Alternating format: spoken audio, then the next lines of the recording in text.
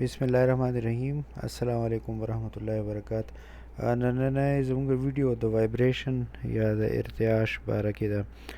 موږ چې کلم کارونه کوو مختلف ماشینونه یوز کوو نو هغه خوځي، په هغې کې وایبریشن یا ارتعاش پیدا کیږي او دغه وایبریشن زموږ بدنونو ته مطلب لکه زموږ بدن مې سره به ارتعاش یا وایبریشن کوي.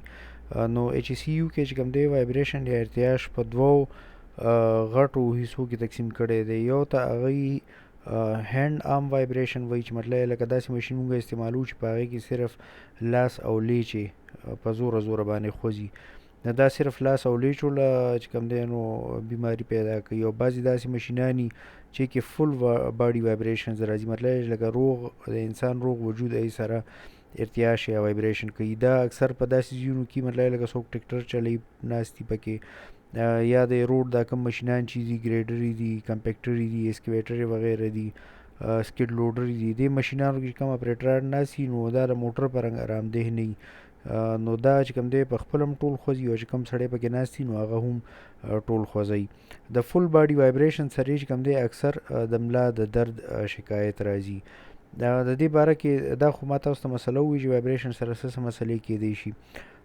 دې نه علاوه خاص انفارمیشن د دې چې کوم دی چې سی یو کې ویب سایټ باندې هینډ آرم وایبریشن کلکولیټر دی. د یو خپل آله هم راځي چې تاسو یې په ګاډي کې کیدئ یا کم پاور ټول چې تاسو استعمالوئ د ګړی په رنګ یې واچوئ نو تاسو ته ښیي چې یاره ستاسو لاس نن څونه وایبریشن کړی دی او ستاسو ایکسپوژر څونه دی.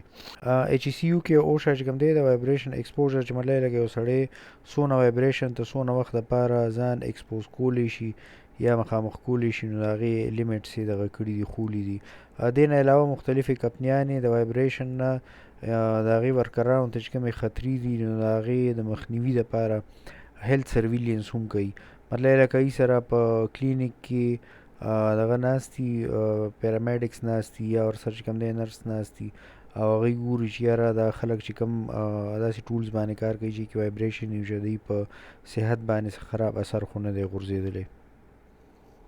اول موږ راشو فل باډي وایبریشن ته. څنګه چې ما تاسو ته ووایي چې فل باډي وایبریشن چې کوم دی روغ بدن یې سره خوځي او د دې چې کوم ټول نه غټ خراب اثر وي نو هغه دی چې د ملا درد پیدا کوي. د دې نه بچ کېدو طریقې دا دي چې ټول نه اول کوشش وکړئ چې تاسو چې کوم اکوپمنټ یا ماشین نه فل باډي وایبریشن یا د ټول بدن ارتعاش پیدا کیږي نو هغه لرې کوي.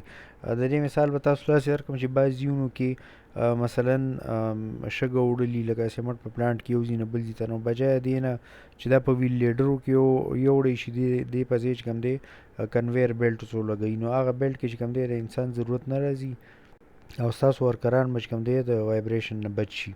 دې نه علاوه ریموټ کنټرول هم اوس داسې ماشینان راغلي دي چې هغې کې د اپریټر ضرورت نه وي. د دې نه علاوه چې کله تاسو هم اکوپمنټ هلئ نو اوس تاسو سره ډېر زیات چایسي تاسو هغوی ته ویلی شئ چې یاره زموږ داسې اکوپمنټ پکار دی چې کوم کې وایبریشن یا ارتعاش کم وي. اکثر سیټونه یې ډېر زیات ښه جوړ کړي، ډېر زیات نرم وي او که په ګاډي کې شاک ابزاربر وغیره نشي لګېدلی نو په سیټونو کې ځان له بیل لګېدلي هغه چې کوم دی نو اپریټر ته وایبریشن کم د اپریټر ایکسپوژر چې کوم دی وایبریشن ته کمی. که ستاسو په ګاډو کې یا مطلب لکه په هیوي اکوپمنټ کې دا سیټونه نه وي نو دا تاسو ریټروفیټ یعنی داسې بدلولی شئ او ښه کولی شئ، داسې سیټونه میلاوي چې تاسو بدلولی شئ. همیشه خپل ټوټل اکوپمنټ چې کوم دی هغه ښه ساتئ.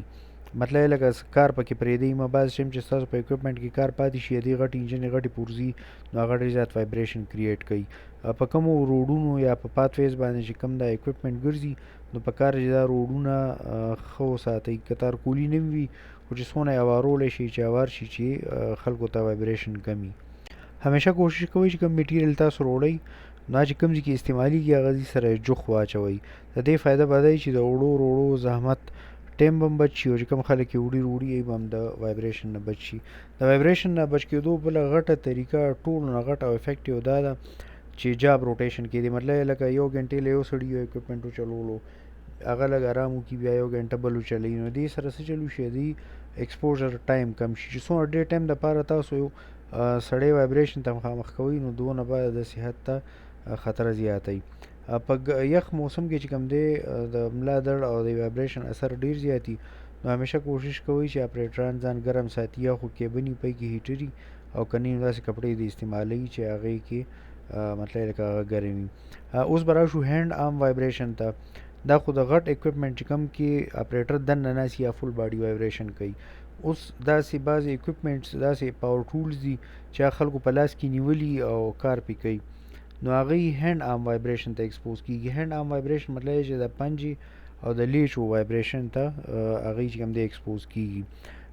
دا کوم ځای کې راځي؟ دا چې بعضې ګرینډرې یا چینس غټې پټرول ارې وي، هغې باندې خلک ونې منې ماتوي. جیک هیمر راځي، تصویر به زه تاسو ته وښیم. غټ ډرلونه یې کې د هیمر ډرل وي، یا صرف تاویږي نه، د سټکي په رنګ یې چې کوم دی ټک ټک هم کوي. نیډل ګن مختلف څیزونه داسې چې هغه لاسونو کې ډېر زیات وایبریشن پیدا کوي. چې کله د لاسونه ډېر وایبریشن ته ایکسپوز شي، مخامخ شي، نو کې څه چل وشي چې دې لاسونو کې چې کم د ذهن د مغزو نه نري نرز راغلي دي، هغه رګونه دې نه علاوه چې کوم نري د وینې دغه دي رګونه دي هغه، او دې نه علاوه چې کوم جاینټونه دي، کوم ځای کې جاینټس دي د هډوکو، نو دا ډیمیج شي. او هینډ آرم وایبریشن سنډروم دا یو بیماري ده، دا ترې نه جوړه شي. د دې هینډ آرم وایبریشن سنډروم نښې دا دي چې د ګوتو دا سرونه سپین شي، دا سپین شي، او د ګوتو یې سرونو کې داسې درد کېږي لکه څنګه سړی وایي چې یاره چا پکې نری نری ستنې منډلي دي. دې نه علاوه د لاس د رانیمو طاقت هم کم شي، لکه د پنجې طاقت کم شي، او یخنۍ دوران کې چې کله یخ شي نو ګوتې سپینې شي، او چې کله واپس ریکوري کوي نارمل ته راځي دا د ګوتو رنګ، نو په هغه ټایم کې دا دړم کوي. د دې هینډ آرم وایبریشن سنډروم نه بچ کېدو لپاره غټې طریقې دا دي. ټول ناول خو دا خبره ده چې تاسو ماډرن چې کوم ټولز الئ، نوي ټولز الئ، نو هغې کې داسې ټولز راځي چې وایبریشن کم کوي. تاسو خپل سپلایر ته ویلی شئ چې موږ داسې ټول راکړئ چې هغه کم وایبریشن کوي. دې نه علاوه سپیشل هینډل یې که پکې نه وي راغلي، تاسو یې جوړولی شئ، هینډل یې لږې نرمې کوي. یا داسې ګلوز سپیشل راځي چې هغه انټي وایبریشن ګلو وي، او هغه چې کوم دی دا دستانې مدد ورکوي چې یاره لاسونو ته د وایبریشن ډېر زیات اثر نه راځي. دې نه علاوه لاسونه ګرم ساتئ، او د هغې خپل ایکسرسایزز دیا کوئ، او ایکسپوژر ټایم کمول د دې د ټولو نه غټ علاج دی. چې مطلب لکه یو سړی ډېر ټایم دپاره مه پرېږدئ چې وایبریټنګ ټول استعمال کړي. دا ټول معلومات پکار دی چې په انډکشن ټریننګ او ټول باکس ټاک کې موږ ورکړو. سوپروایزران دې هم په دې باندې ځان خبر کړي او د خپلو ورکرانو خیال دې ساتي. دې مطابق ساینس په دغه باندې ولګولی شي په ورک پلیس کې. که تاسو نبوش تیاری کوئ، امید لرم چې دې ویډیو به تاسو له څه ناڅه مدد درکړي دې ټاپک په زده کولو کې.